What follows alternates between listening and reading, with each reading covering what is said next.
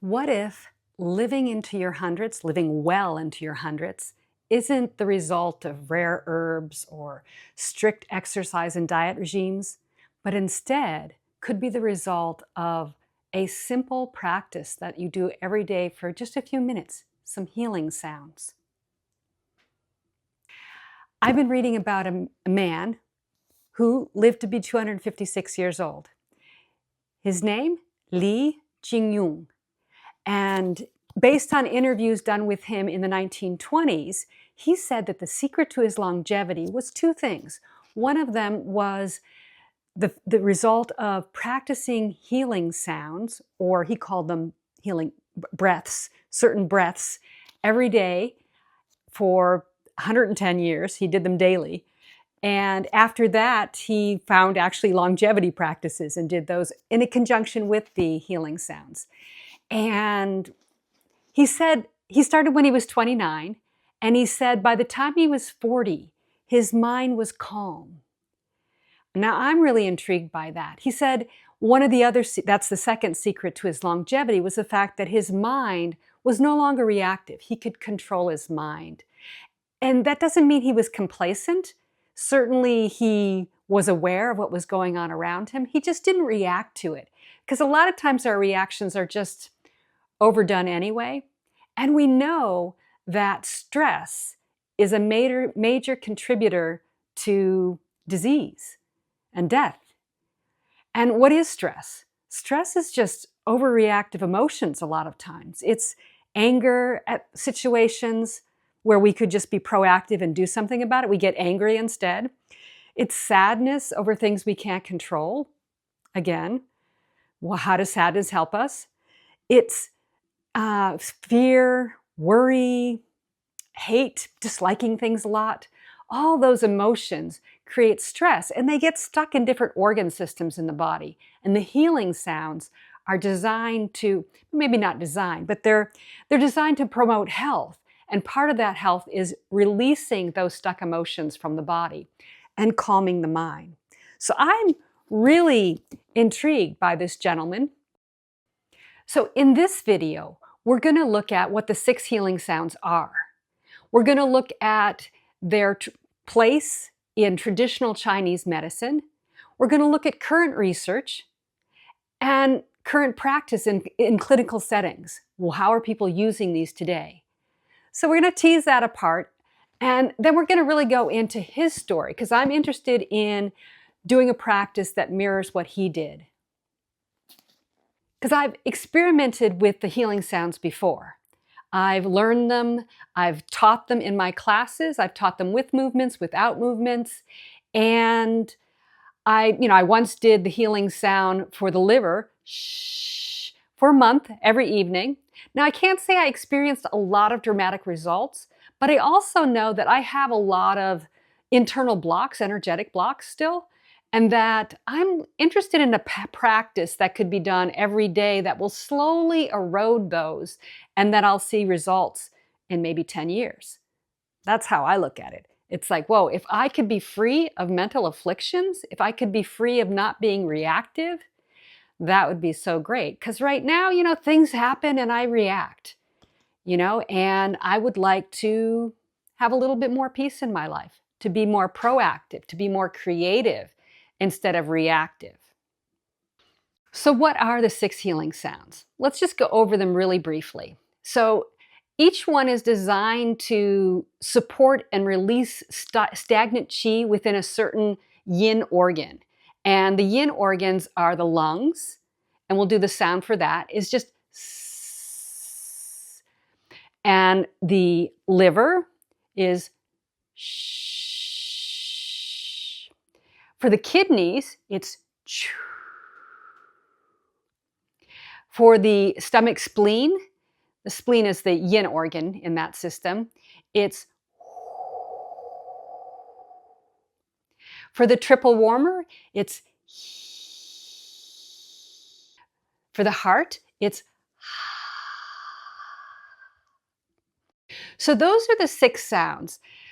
And if I'm going to commit to doing a practice every day for 10 years, I want to make sure I've got the right sounds and I'm doing the right practice. So I started looking into what the healing sounds are. Now, in traditional Chinese medicine, these sounds are done in conjunction with postures oftentimes, not always. In fact, ancient, it was just the sounds to begin with, and they were about, just purging certain conditions, more like heat or purging, things like that. And then it gradually, people refined the practice, and it became more like, okay, this is actually working at the frequency of the lungs or the heart. So we're clearing blockages in those systems, which I really like. Healing sounds practice, Liu Zi Jue, is not just an ancient folk practice. In 2003, the Chinese General Administration of Sport officially standardized and promoted it as one of the 4 main forms of health Qigong, and actively encouraged it as a public health exercise. It is taught in many TCM, traditional Chinese medicine hospitals, and rehabilitation centers in China, particularly for respiratory conditions, post-stroke recovery, anxiety, and chronic illness support. Because it's gentle and can be done seated, it is especially suitable for older adults and people with limited mobility. Now, modern research on healing sounds practice is still developing, and I have to say there's not a lot. It's hard to get research funding for something that you can't make money on. And so China is interested in it because the funding is coming through government channels, basically to make this as strong and as rigorous as they can. Now, what has been shown is that there's improvement and recovery from things like COVID and from chronic obstructive pulmonary disease. It's very beneficial there. There's also a reduction in anxiety and improvement in sleep. The healing sounds in general supports rehabilitation after strokes. And of course, it's used with people with chronic illnesses, and it improves the quality of life and general health outcomes.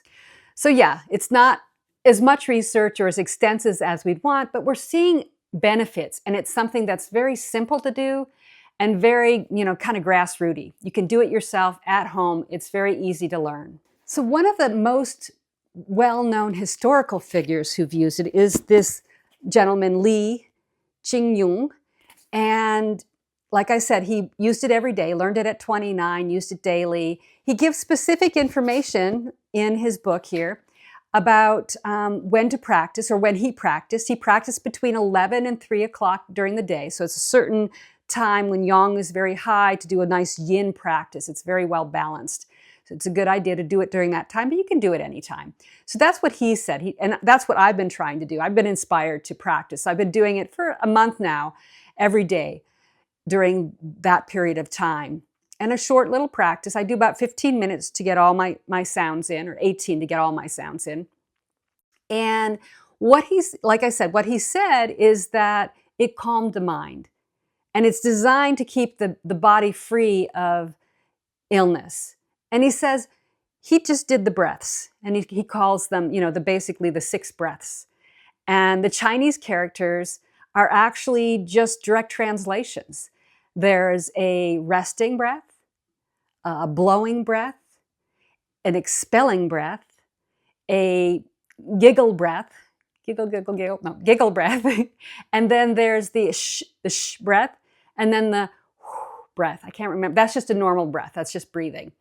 So there's just a normal breath. So each of the breaths is now interpreted as a healing sound. And he said, if you've got an illness, so like if you've got a problem with your heart, you're going to want to do a specific posture. And he tells about which the postures are in his book. And his postures are different from other people's postures.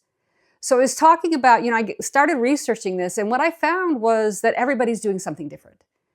So the official postures are completely different from the postures he's suggesting. There's slight variations in different systems of the postures as well, and which makes you know that the postures might not be as important as the sounds. And then I realized that the sounds are different in different systems as well. So the sound for blowing, which we know how to blow, that's a blow. In the official system in China, it's Jue, Jue, Jue, would be how you'd say it. And I can't get a blow out of that. So I was asking AI, did they change the way it's said or something? Because the character, he said, there's a possibility different dialects might say that character differently. And who knows, over the years, it could have become Jue, when typically for blowing, you would do choo, choo. So the beginning part, not with the way part at the end. So I'm gonna teach each sound as a separate video, so you can pick which ones you want to do and practice. There'll be practice videos, really, and I'll kind of go over that a little bit. But know that there's variation. So how do you pick which one to do? How am I picking which one to do? Well, which one's right? Well, they're all right. We're so individual that a different system is going to be better for different people. And it's not like it's the mind that creates the healing. And so you want to pick the system you have the most faith in. And I kind of like his system because of what he achieved with it and his claim around it. And I'm like, okay, I want to do his system. So I'm trying to match it to his system, what I do every day with the words. And I've been looking at the different frequencies and feeling into where I feel them vibrate and release from. And so that's part of my thing too. So I'm kind of like validating it for myself. And so I'm going to be sharing the system that I'm doing. And I'll put a link into the official system. They got a really nice video series if you want to check them out, or maybe you prefer that because there's a lot of more movement with their system as well. And it could be a really nice Qigong set. But I'm not attracted to it myself. So my system, or the system I'm doing, not my system, but the system I'm doing is based on Liu Zi Jue's system. And I'm trying to do it with the same kind of repetitions and the same kind of timing as he was doing it. Now, there's still a difficulty with trying to replicate Liu Zi Jue's system or exactly what he was doing because I don't know exactly how he pronounced these. I know that he learned them and believed that they were part of Buddhism for keeping the visceral organs free of disease. I know that he talked about them in terms of their characters, and the characters were blowing and hushing and giggling. So there was those kind of names to them. I know what he says the postures were, but he says some things like when he does the spleen one, he bites his lip first. I don't know how he did that. Did he bite both lips? Did he bite them for a while? I'm not exactly sure what he did there. And so I'm not doing anything around that because I don't feel any, I don't understand it, I guess. So, and I haven't seen that practice in any other system. So we don't know how he pronounced them, but we do know that we know the characters and we have a sense of what hushing is. Shh. Universal, shh, hushing. So that's the sound for hushing. Blowing again. I'm going with the shh, because that's a blow. The expelling breath is supposed to be like, kind of like it's for the heart. It's ha. And it's as if like you're checking to see if your breath smells okay. Yep, smells okay. Or you've got glasses and you fog them up. That's an expelling breath where there's a little bit more force because you're trying to get the air to hit something. So there's that. Whoo is just a simple exhale. I'm still kind of confused about the resting breath. Apparently the character he's using in the book is very rare. It's not used very much. And I mean, we're going with S, which is what the character, it's C. C is the character, but not sure. So anyway, what's going to come up next is there's going to be a series of 6 videos that will go through with the postures. So we'll do this with the postures, what I'm doing at home, because I don't have any overt disease. I mean, I've got some imbalances. I know I've got blockages, but I don't have anything I need to, I don't have heart disease. So I don't technically need to do the heart posture while I'm doing these because I don't have that illness. So if you have something you're trying to treat, you might want a more vigorous posture to help expel stagnant energy from the organ system. But if you're just trying to do some gentle maintenance, or like me, 256, I'd like to have that as an option. I might not want to live that long, but I'd like to have an option to live indefinitely.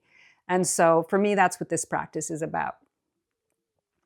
So stay tuned for the next video. So jump right in, Healing Sounds playlist on the left, and subscribe so you don't miss anything on the right.